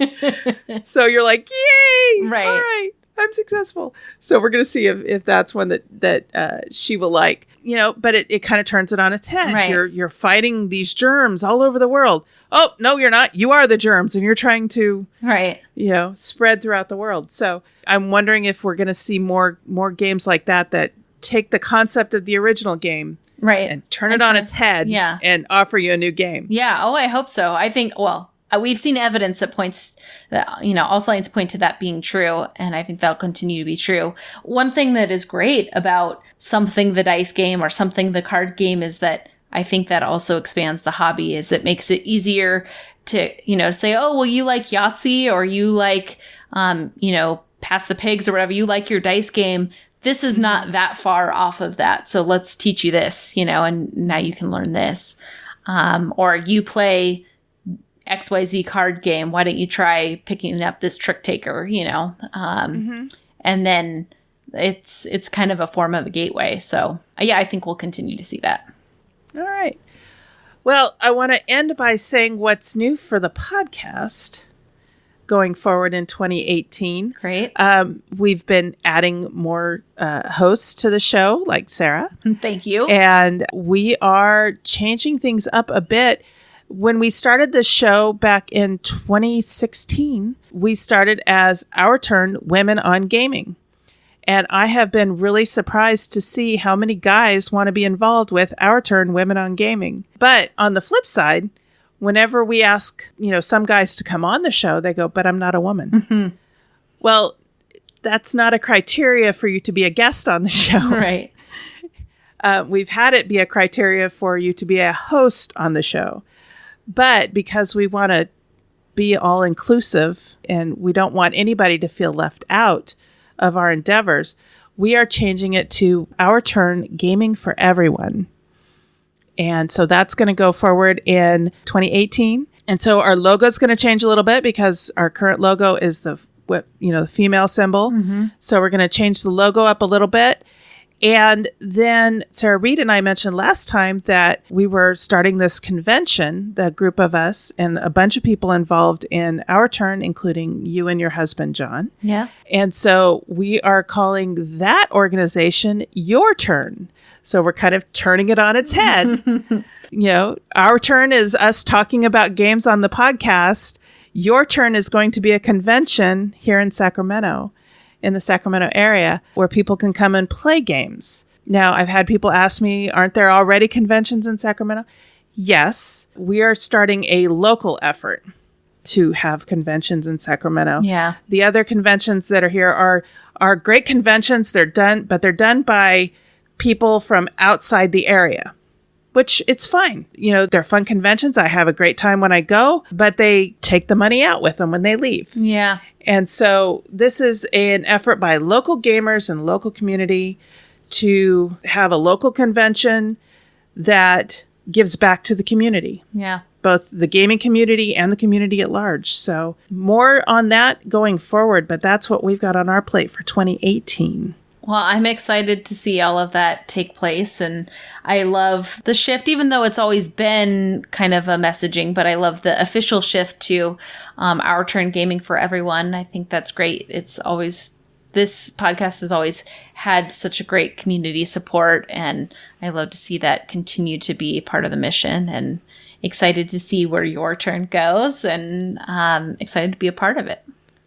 Yeah, I am too. It's been a lot of fun so far, just doing the discovery aspect of it and pulling friends together. When I started talking to people about this, I couldn't believe how excited everybody got. Yeah. And how many people wanted to be involved with it. And so there will be more coming out on that in next year. We're hoping to hold our con kind of later in the year, but not like now, not like Christmas time. It'll probably be September, maybe October. I don't know. Yeah. Maybe. We'll see. We need a little time to get it all together too.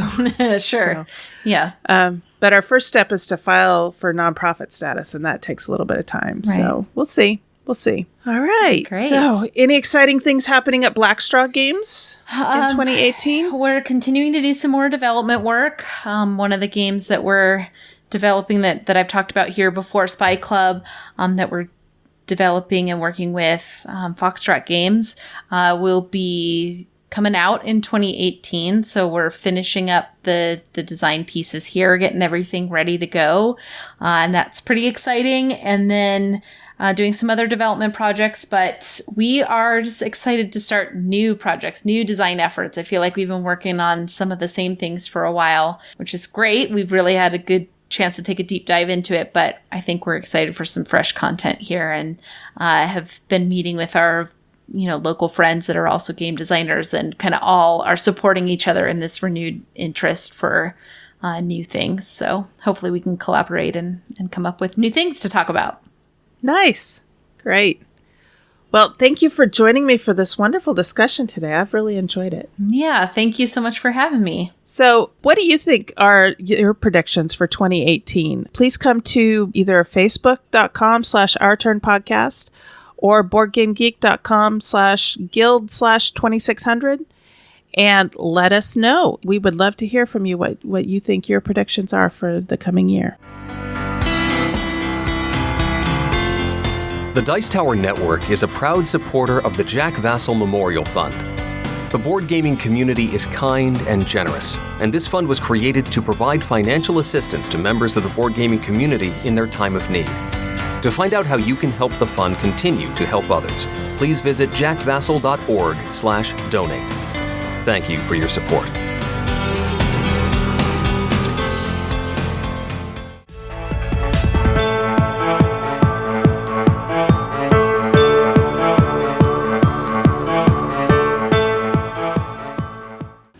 So now we're getting to the part of the show where we're winding things down and looking ahead to the coming weeks.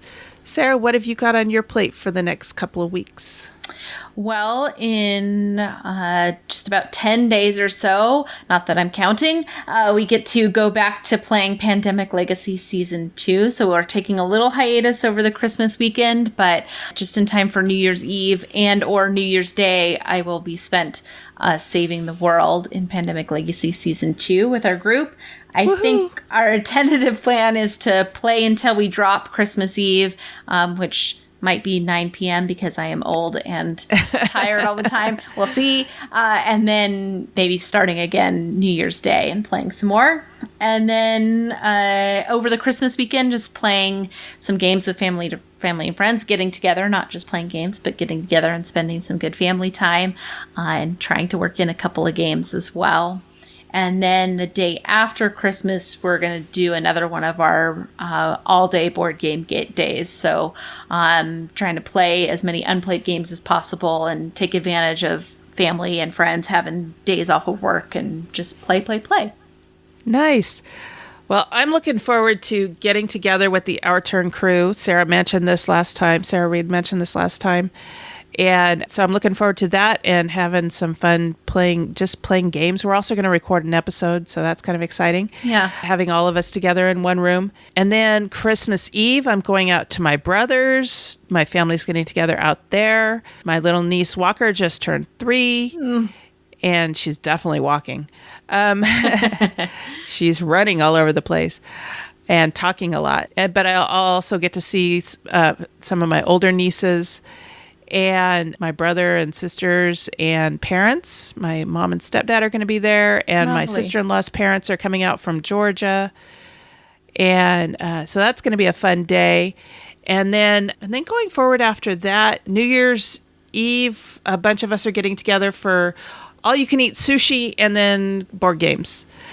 And the last couple of years, we've played Battlestar Galactica to ring in the new year. And there's talk of either doing Battlestar Galactica or Firefly. Oh, lovely. And I wasn't even the one that suggested it. But somebody asked, hey, can we get together and do this? And I'm like, sure, I have no objections. All right. Yeah, that's our plan for New Year's Eve. And then Mark and I are both looking for new jobs. So we've had some challenges with both of our health this year and had some things go sideways with our jobs. And so we're just, okay, time to move on. Yeah. So we're doing that, but we're both optimistic about it. We're both feeling good about it. We're both feeling better. Great. Health-wise. So that's a positive. And just looking forward to diving into more Our Turn and Your Turn and just, seeing what develops. I think it's going to be a lot of fun. I think it's going to be a lot of fun. Seeing what's next. Yeah. All right. So where can people get a hold of you online, Sarah? They can find us at Blackstraw Games on Facebook or on Twitter. My personal Twitter is also at The Graybillion, or you can find me on Facebook too, Sarah Graybill. But the most active is by looking at us through Blackstraw Games on Facebook or Twitter. Okay. And you can find me running the Our Turn podcast Twitter account and the guild on Board Game Geek, which is boardgamegeek.com, and it's guild number 2600. Then Sarah Reed runs our Facebook page, and that's facebook.com/OurTurnPodcast. And all of that will be the same. And if you are interested in our show notes, you can go to OurTurnPodcast.com/episode 60. All one word. All right. Well, thank you so much for joining me, Sarah. It's been wonderful having you here to chat with about the future of gaming. Yeah, well, thank you very much for having me and for allowing me to contribute. And I look forward to gaming in 2018 and look forward to gaming with you in person. Yes, absolutely. That'll be a lot of fun. All right. So on behalf of the entire Our Turn podcast crew, that was our turn. Now it's yours.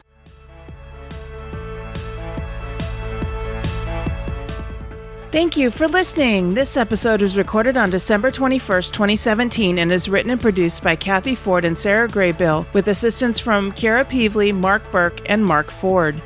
Next time, we will discuss our plans for 2018. We want and encourage your questions, comments, and feedback. Please call 916-426-2873 and leave us a short voicemail or send an email to feedback@ourturnpodcast.com. Our theme music was composed by Adriana Crickle. Incidental music was provided by Ben Sound. Please check out our show notes to learn more about these talented artists.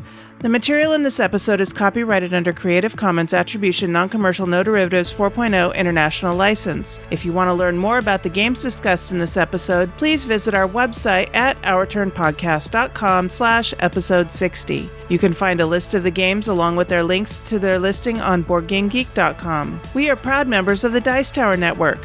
You can find out about other shows in the network like Blue Peg, Pink Peg, The Snakes Cast, or the Party Game Cast by going to DicetowerNetwork.com. Thank you for your support. If you like what you heard, please tell your friends about us.